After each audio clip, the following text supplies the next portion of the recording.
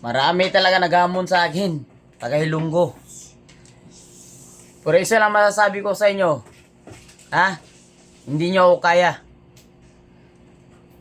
Huwag nyo na ipilit yung sarili nyo na hindi nyo naman kaya.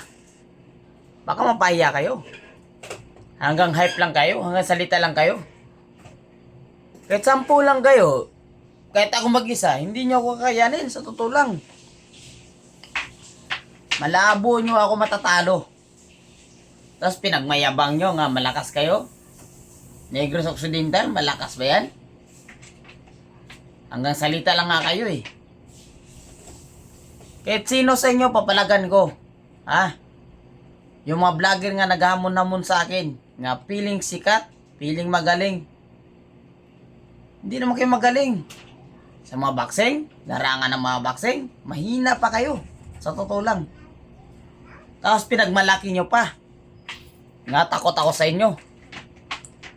Para ano?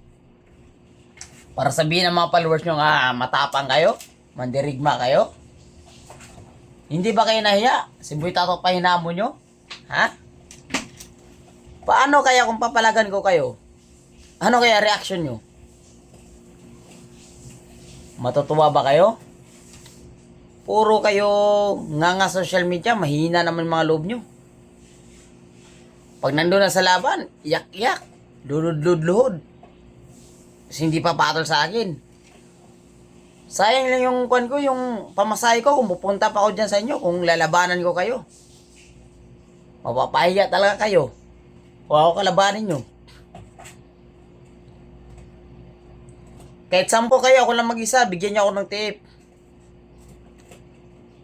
Bigyan nyo ako ng tip ng mga 80,000. Papalagan ko kayo, 10 kayo. Oh, game kayo. Oh.